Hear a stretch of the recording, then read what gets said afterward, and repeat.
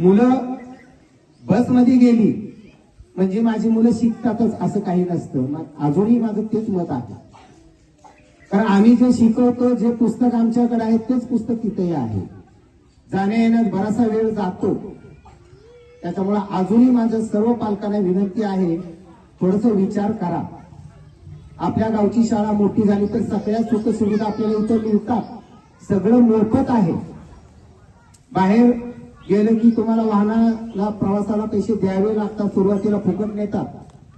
सगळ्यांचं तसंच असतं. परंतु आपल्या शाळेमध्ये सगळ्याच गोष्टी मोफत मिळतात. बघा गेल्या वर्षी इथं चिंचेचे झाड होतं. नानासाहेब थोडाफार आपल्याला शाळेच्या आवारात बदल दिसत असेल. शक्यतो माझा भर बोलण्यापेक्षा शक्यतो करून दाखवण्यावर असतो. नानासाहेबांना मध्ये एकदा बोलल्यानंतर नानासाहेब म्हणे तुम्हाला गुरुजी जे करायचं असेल ते करा. काय ठीक आहे, एवढी शपाशिकीची थाप असली तरी आम्हाला काही वाटत नाही करायला कुठल्याच गोष्टी. त्याच्यामुळं त्यांच्याच प्रेरणेनं म्हणलं तरी चालेल. समोरच्या मुख्याध्यापकांनी मगाशी बोललो त्यांच्या वक्तव्यामध्ये की तुम्ही 2-3 दिवसाखाली बबलाच्या शाळेचं अक्कलकोट तालुक्यातलं मुलांच्या डोक्यावर स्लॅब पडलेलं, मुलं जखमी झालेलं पेपरला बरेच जणांनी वाचलेलं असेल. पण आपण हे गेल्या वर्षी एप्रिल मध्ये या 5ही खोल्याचं ऑडिट करून घेतलेला आहे आणि त्याचा रिपोर्ट आपण एप्रिलमध्येच जिल्हा परिषदेला दिलेला आहे. त्याच्या संदर्भात अजून काही झालेलं नाही. मी आवर्जून या ठिकाणी उल्लेख करतो.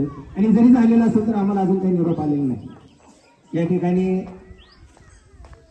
ग्रामसेवक मॅडम सुद्धा आहेत. मी आवर्जून त्यांच्या कानावर घालतो या गोष्टी की या गोष्टीचं थोडस काहीतरी पुढं काय झाले काय नाही. आपल्या गावची शाळा आहे. तलाठी मॅडम असतील, आता हे शासकीय अधिकारी आहेत, आमच्याशीच आहेत निगडीत. तर आवर्जून थोडं याही व्यक्तींना मी आवर्जून विनंती करतोय, थोडंसं या गोष्टीत तुम्ही ऑफिसला वगैरे गेल्यानंतर कुठपर्यंत आलेल्या आहेत प्रोसेस, काय झालेल्या या गोष्टी तुम्ही पाहाव्यात. या ठिकाणच्या सगळ्याच खोल्या पाडायच्या आहेत. आणि गेल्या वर्षी प्रस्ताव दिल्याप्रमाणे नानासाहेब एक खोली गेल्या वर्षी या बजेटमध्ये आपल्या आडेगावसाठी त्यांनी राखलेली पण आहे. एक खोली झाली. साहेबांचा मेसेज असतो तुम्ही ज्या खोली धोकादायक त्या खोलीमध्ये बसवू नका. मग या खोलीमध्ये बसवायची नाही तर मुलं बसवायची कुठं परत, आणि नाही बसवायची तर मग मुलं बाहेर जाणार कोणी करतं. तो बी प्रश्न आमच्या पुढे आहे. ते फक्त म्हणतात धोकादायक खोलीमध्ये बसवू नका, तर बसवायची कुठं, पर्याय कुठं, हे काय आम्हाला कोणी सांगत नाही.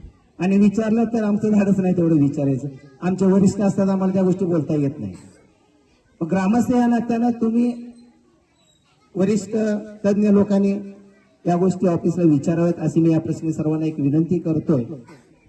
आणि अजूनही सर्वांना विनंती करतोय, मी तुम्हाला या ठिकाणी आवर्जून अजूनही सांगू इच्छितो, 8वी पर्यंत शाळा आहे. नानासाहेब पंढरपूर तालुक्यामध्ये 3 ते 4 शाळा 10वी पर्यंत झालेल्या जिल्हा परिषदच्या. याच्यापूर्वी फक्त सोलापूर जिल्ह्यामध्ये माड्याची शाळा, एकच शाळा जिल्हा परिषदची होती. परंतु आता तसं काही राहिलेलं नाही. देगावची शाळा तर यावर्षी 9वी चालू केलेली आहे, म्हणजे पुढल्या वर्षी त्या ठिकाणी 10वी. मग आपल्या इथेही होऊ शकते, का होऊ शकत नाही?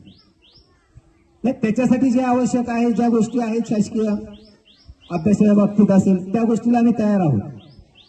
फक्त गावकऱ्यांना विनंती आहे, जर आपल्याच गावात 10वी पर्यंत शाळा होऊ शकत असेल जिल्हा परिषदची आणि सगळं जर मोफत मिळू शकत असेल तर मग बाहेर जायचा, बाहेर घालायचा अट्टास कशासाठी? आता त्याचे भरपूर कडक नियम आहेत. बसमध्ये जे असतात, आता बसमध्ये पाठवायचं म्हणलं तर त्यांचा बॅच बिल असावा लागतो, त्या गाडीचं ऑडिट केलेलं असावं लागतं. त्याच्यामध्ये जे किन्नर म्हणून जे पाठीमागे बसवलं जातं ते लेडीजच असावी हा शासकीय नियम आहे. आम्हाला देखील परिपत्र करायला बरोबर आहे ग्रामसेवक मॅडम, हे तुम्हाला देखील आलेलं आहे. नाही, बऱ्याचशा पालकांना या गोष्टी माहीत नसतात. घालू नये असं माझा अजूनही विरोध नाही. तर जर या गोष्टी आपल्या गावात होत असेल, गावात सोयी होत असतील, त्याच्या योगाने गावाचं नाव मोठं होत असेल, गाव सुशिक्षित होत असेल, तर मग गावातलं बाहेर कशाला जाऊ द्यायचं? म्हणून या ठिकाणी मी आवर्जून सर्व पालकांना विनंती करतोय की तुम्ही या गोष्टीचा आवर्जून अजूनही विचार करावा. पुढल्या वर्षी मी 9वी करायला देखील तयार आहे. 10वी त्याच्या पुढची आपोआप होऊ शकते, फक्त त्या ठिकाणी पटसंख्या असावी लागते.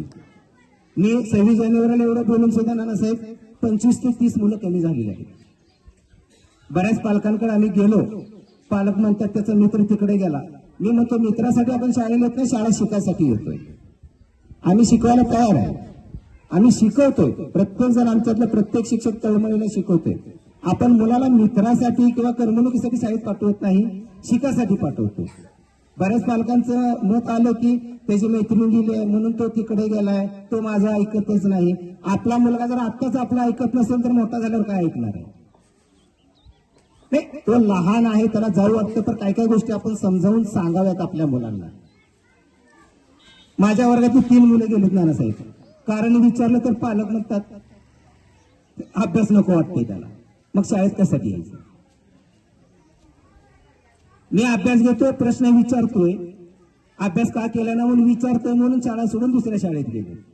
मग शाळेत यायचं ना अभ्यास जर नाही करायचा तर मग शाळेत कशासाठी यायचं? आपण शिकायसाठी. ह्या गोष्टी पालकांना, आई वडिलांना समजलं पाहिजे. गुरुजी अभ्यास घेतात, गुरुजीने विचारलं मग तू शाळेत कशासाठी होत? कुठे जायचं नाही, इथंच थांबायचं. हे जर पालकांनी दटावून सांगितलं तर कशाला मुलं जातात? मग मुलापेक्षा पालकांनाच घाल वाटतं असं म्हणावं लागेल या ठिकाणी. नाही, इथून तिथून मुलं जातात, बसणं जातात, माघारी येईपर्यंत ऍक्सिडेंट झाला, काय झालं, काय करायचं, कोणाची जबाबदारी?